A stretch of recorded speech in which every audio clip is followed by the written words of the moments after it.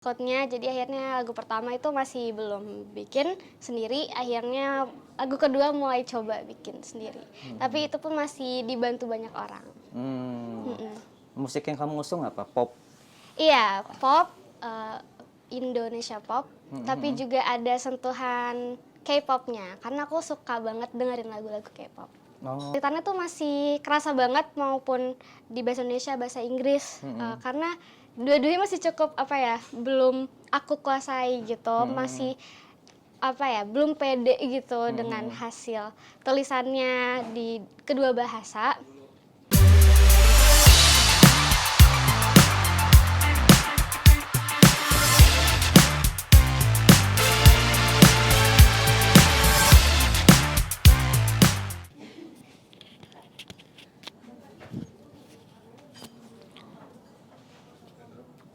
Udah. Itu tasnya? Apa? Oh, Oh. cek, cek, cek, cek, cek. Ya ke depan aja ya. Oh, ke depan, oke. Ke Indra juga nggak apa-apa. Gimana nih? Saling-saling. Tengah-tengah. Oke, Alsa, apa kabar Alsa? Baik. Bisa perkenalkan kamu itu penyanyi bergenre apa? Terus dalam rangka apa nih? Single barunya kan baru rilis ya bulan lalu ya. Betul. Bisa ceritakan ceritanya seperti apa, prosesnya seperti apa? Oke, halo semuanya, aku Alsa. Aku adalah musisi, content creator, dan juga penyanyi. Dan sekarang aku baru aja rilis single terbaru aku, single keempat, yaitu judulnya Persimpangan. Jadi Persimpangan itu lagunya ceritanya tentang dilema dalam sebuah hubungan, dimana kayak bingung apakah bakal terus lanjut atau cuma jadi patah hati terbesar gitu. Dan prosesnya sih kurang lebih 3-4 bulan untuk akhirnya dari bikin lagunya sampai rilis, dan aku juga ikut andil dalam bikin lagunya, songwritingnya. Udah single keempat? Udah single keempat. Single pertama? Single pertama judulnya Lihai, itu rilisnya Juli tahun 2021. 2000. Terus single kedua? Single kedua judulnya Nanana, itu Desember 2021. Ketiga I Wanna, Mei 2022. Akhirnya terbaru ini Desember 2022, Persimpangan. 4 single itu kamu sendiri terlibat dalam penulisan lirik atau? Iya, hanya yang pertama aja enggak. Oh, yang pertama Iya. enggak? Karena emang aku belum cukup berpengalaman kan dalam menulis lirik lagu gitu, emang belum mendalami gitu songwriting. Jadi untuk lagu pertama masih belum ada skill sama sekali, belum ada keberanian buat bikin lagu sendiri, belum ada belum bener-bener belum pernah gitu kan. Jadi banyak takutnya, jadi akhirnya lagu pertama itu masih belum bikin sendiri, akhirnya lagu kedua mulai coba bikin sendiri. Tapi itu pun masih dibantu banyak orang. Musik yang kamu usung apa? Pop? Iya, pop, Indonesia pop, tapi juga ada sentuhan K-popnya, karena aku suka banget dengerin lagu-lagu K-pop. Oh, jadi kamu masukin unsur K-pop di dalam lagu-lagu kamu? Betul. Oh, termasuk di Persimpangan ini? Termasuk di Persimpangan juga. Apanya? Dari Nuansa musiknya? Dari aransemennya, karena emang kebelakangan ini kan banyak lagu K-pop yang pakai sample orkestra gitu. Jadi itu jadi inspirasi yang unik lah gitu, karena belum pernah ada kan di Indo, maksudnya mungkin ada orkestra tapi bukan dengan kayak sentuhan K-pop gitu. Jadi bener-bener pengen coba sesuatu yang baru, sesuatu yang unik gitu. Akhirnya ya jadilah Persimpangan gitu. Tanpa dance ya? Tanpa dance. Oh, kenapa nggak bikin musik K-pop, kan cenderung dengan dance cirinya? Di single kedua yang Nanana itu sempat ada dance, dan untuk Persimpangan. Tapi itu juga dance-nya yang simple aja, dan cuma di chorus aja gitu, di ref, nggak full lagunya. Dan emang cuma sentuhan-sentuhan dikit aja biar ada sesuatu K-popnya gitu. Dan untuk di persimpangan nggak kepikiran buat bikin dance karena lebih apa ya, lebih agak mellow gitu lagunya sedikit. Jadi kalau untuk dibuat dance kayak kurang cocok gitu. Bercerita tentang apa persimpangan? Pengalaman pribadi? Enggak. Oh, enggak. Enggak, jadi emang lagi belajar buat bikin lagu yang di luar dari pengalaman pribadi. Karena emang dari awal kan belajarnya bisanya tuh bikin lagu yang dari pengalaman pribadi gitu. Karena bisa lebih relate, ya. bisa lebih menjiwai gitu. Tapi aku belajar, aku tahu kalau artis yang baik itu yang bisa bikin apa aja jadi inspirasi. Jadi aku mencoba untuk keluar dari zona nyaman gitu sih. Oh, berarti itu cerita orang lain persimpangan ini?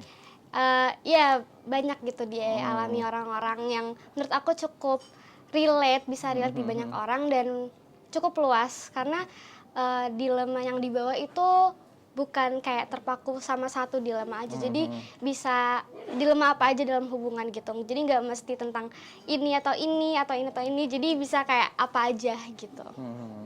Nah, sejauh ini respon dari penggemar seperti apa? Sudah sebulan Iya. sejak rilis. Sejauh ini responnya bagus banget. Jujur nggak kayak yang aku ekspektasiin karena 2 lagu terakhir itu kan berbahasa Inggris. Jadi ini lagu pertama lagi yang aku bahasa Indonesia. Yang pertama itu Lihai bahasa Indonesia dan keempat persimpangan bahasa Indonesia yang aku tulis gitu. Jadi bener-bener nggak tahu bakal kayak apa nih gitu nanti hasilnya keluarnya, responnya sama sekali nggak ada clue gitu. Jadi bener-bener di luar ekspektasi aku sih. Jadi pas itu banyak yang pakai juga di TikTok soundnya, terus ternyata banyak juga yang relate gitu. Curhat ya, iya, jadi tempat curhat gitu. Apa sih kesulitan kan nulis bahasa Inggris yang bahasa Indonesia kan berbeda ya? Iya. Apa kesulitan yang kamu hadapi? Sebenarnya kesulitannya untuk dua-duanya masih sama buat aku karena emang basicnya aku kurang suka nulis gitu. Aku kurang suka bikin lagu, bikin karya. Aku lebih ke performing gitu. Lebih suka nyanyinya karena dari kecil banget tuh emang nempelnya tuh perform nyanyi, lomba-lomba, festival gitu. Jadi nggak terbiasa banget sama bikin lagu. Jadi kesulitannya tuh masih kerasa banget maupun di bahasa Indonesia, bahasa Inggris karena dua-duanya masih cukup belum aku kuasai gitu. Masih belum pede gitu dengan hasil tulisannya di kedua bahasa. Tapi menurut aku lebih challenging yang bahasa Inggris. Nah, tentunya karena bukan bahasa ibu kan. Terus juga kadang takut nih dijudge gimana kalau grammarnya salah, kata-katanya salah gitu. Jadi itu sih paling challenge-nya, kayak takut salah nih urutan katanya, penggunaan katanya salah gitu. Apa yang ingin kamu tujuan targetnya dengan merilis single yang keempat ini? Oke, jadi kayak aku bilang sebelumnya 2 lagu sebelumnya kan bahasa Inggris nih. Jadi persimpangan ini sebenarnya mau tes ombak gitu. Kayak audiensnya gimana nih kalau lagunya bahasa Indonesia. Karena lagu kedua itu Nanana banyak yang dengar dari luar negeri, dari US, dari Philippines. Dan I Wanna walaupun dia berbahasa Inggris tapi ternyata banyak yang dengerin dari Indo gitu. Jadi ternyata orang Indo banyak juga nih yang dengar musik aku. Jadi gimana kalau kita coba bikin lagi bahasa Indonesia tapi dengan style yang mirip-mirip gitu dengan lagu sebelumnya. Jadi ya jadi persimpangan. Influence kamu dalam bermusik siapa? Dalam bermusik lebih ke K-pop dan Indonesia nggak ada? Solois namanya Ayu. Oh, Ayu. Iya, kalau Indonesia aku suka dengerin hi-fi. Tapi kalau untuk dari segi musiknya belum ada yang mempengaruhi aku sebegitu besar sih. Masih sangat-sangat lihatnya ke K-pop. Berarti jarang mendengarkan musik Indonesia? Jarang. Paling ya yang viral-viral aja dan apa ya, Indo kan banyak lagu yang galau-galau gitu, yang ballad yang dimana itu bukan aku gitu, jarang lagunya nggak pengen image-nya kayak gitu. Jadi masih jujur masih agak susah gitu buat lihat referensi di Indo. Jadi masih lihatnya ke K-pop. Kenapa Ayu?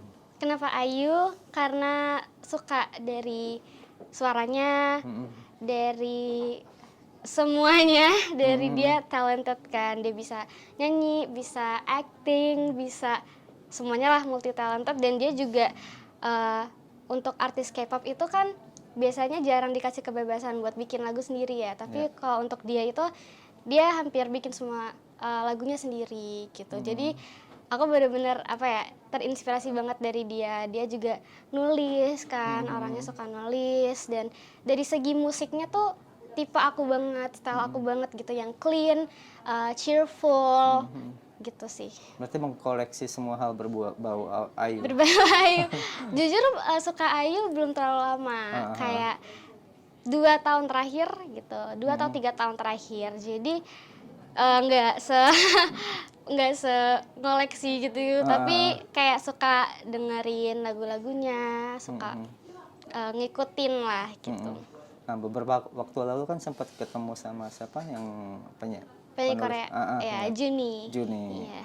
Itu dalam rangka apa waktu itu? Jadi dalam rangka kita konten aja, bikin konten bareng. Dia lagi di Korea. Indonesia? Enggak, aku yang ke Korea. Kamu ke Korea? Iya, jadi aku yang ke sana untuk 3 hari. Di sana kita ini live IG bareng. Terus di situ kita kontennya ya ngobrol-ngobrol aja sekitar nulis lagu gitu. Aku suka K-pop kan, jadi banyak banget yang bisa aku obrolin sama dia. Terus juga dia ternyata pernah nulis lagu buat Ayu juga, jadi tuh bener-bener yang bikin aku oh wow gitu kayak wow gitu, lihat dia banget apa kayak terinspirasi lah gitu kan. Dari obrolan itu apa yang bisa kamu ambil terus kamu pakai buat bermusik kamu? Paling dari segi bikin lagu sih, karena aku kan masih takut-takut gitu, masih insecure lah, masih belum pede. Dan kata dia pun itu emang proses yang nggak sebentar gitu kan, buat bisa bikin lagu itu aja udah bisa ngasilin karya 1, 2, 3 itu aja udah keren banget dia bilang. Dan ya bikin aku jadi makin pede aja sih buat bikin lagu. Kamu kan dikenal juga sebagai seleb TikTok nih, bahkan sempat ada yang ratusan juta ya. Iya. Wow. Itu gimana perasaannya, dan kamu semakin termotivasi untuk bikin konten-konten cover gitu ya? Pastinya, rasanya sih nggak nyangka ya pasti. Terus padahal simple ya, tapi ratusan juta. iya, makanya ratusan kayak, puluhan juta. aku juga nggak menyangka gitu kan, kayak siapa sangka bisa dari cuma bikin video lewat HP sebentar, simple, tapi bisa yang nonton dari berbagai belahan dunia gitu, sampai berjuta-juta orang. Rasanya nggak nyangka sih. Terus juga karena emang aku bikin itu bukan untuk apa ya, ditonton banyak orang juga gitu, kayak aku do it for fun gitu kan, karena emang aku suka nyanyi, hobi nyanyi, aku passionnya nyanyi, jadi suka banget bikin cover-cover gitu. Dan gak nyangka aja bisa banyak ditonton orang, karena aku juga cover itu udah dari lama, dari 2015, dari IG sebenarnya. Abis itu pindah ke TikTok baru tahun 2020 pas pandemi, dan ternyata makin ya. iya, dan ternyata makin banyak yang nonton di TikTok gitu. Selain komentar positif, ada nggak sih komentar negatif dari netizen Pastilah. gitu? Apa yang paling mengganggu buat kamu? Pasti mengganggu, yang kayak ngeganggu banget sebenarnya nggak ada sih. Karena jujur di antara sebanyaknya itu komen, jarang sebenarnya lihat yang hate gitu. Pasti ada tapi jarang. Dan aku juga tipe orangnya yang kalau menurut aku itu kurang membangun gitu, aku kayak biasanya sama sekali nggak ngehirauin gitu. Jadi benar-benar nggak ada yang terlalu mengganggu buat aku. Paling pas itu pernah ada satu yang komen tentang lagu aku sih, bukan tentang cover gitu, tapi tentang lagu aku. Kayak kalau cover gitu biasanya kayak orang-orang pada muji gitu kan, suaranya bagus, bla bla bla. Paling ada yang kayak enggak biasa aja gitu-gitu sih kayak. Tapi ya udah gitu kan, kayak Angin lalu oke, aja ya. opini orang kan beda-beda gitu. Jadi ya udah. Nah, kemampuan bermusik kamu tuh didapat dari siapa? Menurun dari siapa? Ah, mungkin kedua Orang tua? orang tua sih. Heeh. Tapi mereka cuma hobi aja, bukan sebagai profesi juga gitu. Kalau papa bisa main alat musik, bisa main gitar, bisa main keyboard. Terus kalau mama emang suka nyanyi gitu, bisa nyanyi lah gitu. Dan nenek aku juga katanya suka nyanyi. Jadi Dan yang mendorong kamu ikut lomba-lomba ajang-ajang, gitu. lomba-lomba? Mereka? Karena emang mungkin dari kecil ya suka diikutin lomba. Jadi kalau ikut ajang-ajang yang sampai di TV gitu, aku yang mau. Aku iya kayak kemauan aku Termasuk sendiri. Idola Cilik gitu. Idola Cilik, The Voice. Voice Kids, iya itu aku yang mau karena emang apa ya suka gitu kan liatnya kayak aduh pengen juga kayak mereka gitu. Akhirnya ikut atas kemauan sendiri juga. Waktu di Idola Cilik, udah sampai babak mana? Idola Cilik sampai aku lupa berapa besar tapi udah sempat tampil di TV 3 kali. Tapi masih yang menuju pentas, belum yang stage-nya gitu. Kayak ini Voice? Kalau The Voice sampai battle round. Oh, Battle round. ketemu sama juri-juri itu. Iya udah, sampai yang blind itu Nah, udah. blind. Abis itu battle. Abis battle gugur. Jadi ini siapa waktu itu? Agnes Mo. Agnes Mo? Iya, timnya Agnes Mo. Ketemu sama Agnes? Ketemu. Bisa ceritain pengalaman ketemu Agnes Mo? Oke, aku emang 2016 ya? Iya, 2016. Jadi di antara semua coach itu aku emang pengennya sama Agnes Mo karena pas kecil tuh ngefans gitu kan, kayak Kamu waktu itu suaranya umur berapa? bagus. Pas 12 itu ya? 2016 berarti 13 tahun. 13 tahun. 13 tahun, ya. Ya, karena aku paling ngefansnya sama Agnes Mo, kan dia suaranya bagus tuh, tekniknya bagus, dan dia juga terkenal orangnya humble. Stage performingnya tuh keren lah gitu, jadi bener-bener jadi inspirasi aku pada saat itu kalau di Indonesia ya, Agnes Mo. Terus senang banget akhirnya dipilih sama dia satu-satunya yang muter.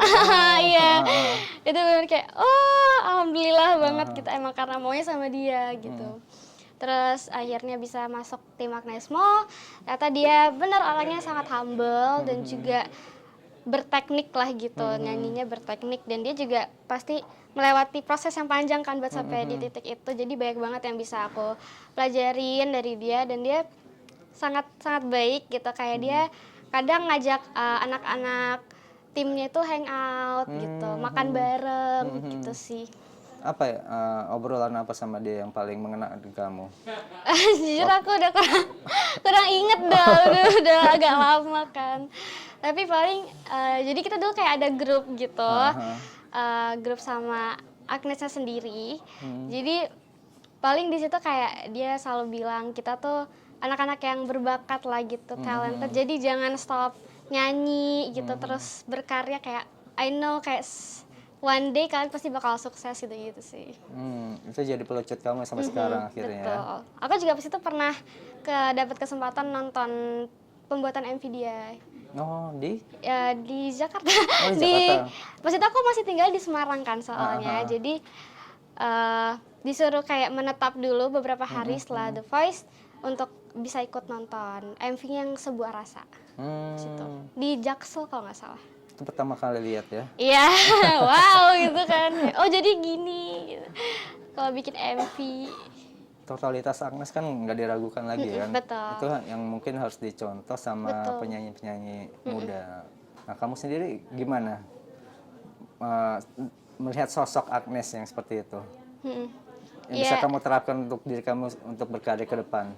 Iya, banyak banget sih yang bisa aku pelajari dari dia, dari humble-nya itu juga kan. Kayak dia udah se-famous itu, udah sejago itu, kayak semua orang pasti kenal dia, tapi dia tetap humble gitu, down to earth. Bahkan sama kayak pas itu kita anak-anak gitu kan, kayak dia bener-bener ngasih apa ya, pelajaran penting banget, karena kita juga pengen kayak dia gitu kan. Kita pengen kerja di industri yang sama. Jadi banyak banget kayak bekal yang bisa dimasukin dari dia gitu. Goals kamu tahun Iya, goalsnya pengen rilis mini album sih. jadi kumpulan dari lagu-lagu yang kemarin Eh, atau memang baru, benar-benar baru lagu-lagu semua? baru, Oh, insya Allah lagu baru, iya. sudah sedang proses. Sedang proses, doakan saja. Rencana berapa lagu? Rencana sih 4 lagu. 4 lagu. Sudah berapa lagu yang dikumpulin? Sudah ada 3. Ya, Kamu semua yang ciptain? iya, aku semua. Oh. Walaupun nggak ada yang pure enggak, tapi semuanya aku terlibat. Masih genre masih yang sama? Masih sama.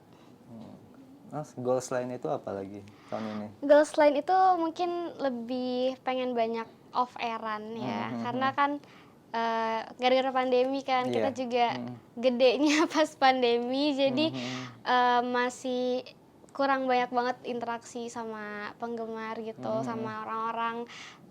Pernah sih kayak tahun lalu lumayan banyak gitu dan seru banget ternyata. Jadi pengen lebih banyak sih bisa tampil di depan banyak orang secara langsung gitu. Beda ya ini Beda ya, sih vibes-nya rasanya, ya. euforianya tuh beda gitu. Nah, kamu masih kuliah, berkarir di musik juga. Nggak mudah kan bagi waktu. Betul. Nah, gimana kamu? Apalagi calon PNS nih. Pengen jadi penyanyi aja. Oh, jadi penyanyi aja. Ya bagi waktunya emang pasti susah, pasti sulit. Tapi untungnya kan karena kemarin masih pandemi ya, jadi kuliah itu masih banyak yang online. Jadi untuk bagi waktu itu menurut aku masih lumayan bisa lah gitu. Karena kelas online tadi itu misalnya ada jadwal visit kemana lah gitu, masih bisa nyambi kuliah gitu kan online. Dan sampai sekarang pun kelas hanya fakultas aku nih yang masih baik kelas online-nya. Kelas offline-nya baru kayak seminggu sekali gitu. Sedangkan teman-teman aku yang lain di fakultas lain tuh udah hampir tiap hari masuk. offline gitu. Dan untungnya aku masih jarang offline kan. Jadi belum terlalu kerasa sebenarnya. Tapi itu pun udah cukup melelahkan gitu. Kayak tugas ya? tugas-tugasnya, iya sih, tugas-tugasnya itu yang kadang apa ya, dipikirin jadi kayak gitu.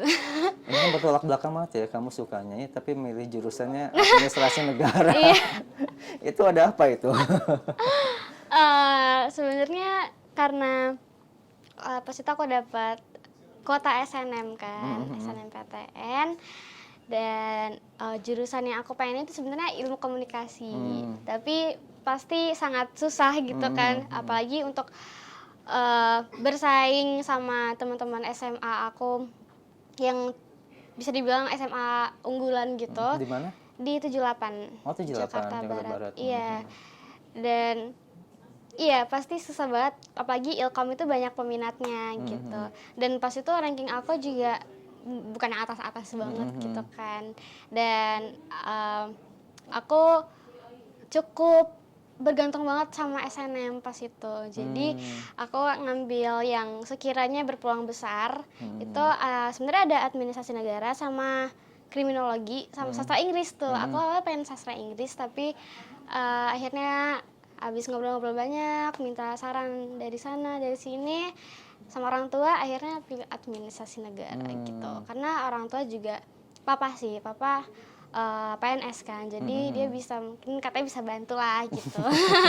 Bisa kalau ada apa-apa nanya gitu kan. Jadi gitu. Tapi bisa ngikutin kan, walaupun itu bukan passion kamu. Sejauh ini so far so good. So far so good, masih Ya, aman. kan kadang orang kan bukan jurusan pilihannya kan berasa berat. Nah, kamu begitu juga? Sebenarnya apa ya, kalau nggak suka emang nggak terlalu suka gitu, kayak emang ya udah, kayak nggak jalaninnya tuh ya udah gitu, bukan kayak yang passion gitu, aku suka gitu, enggak.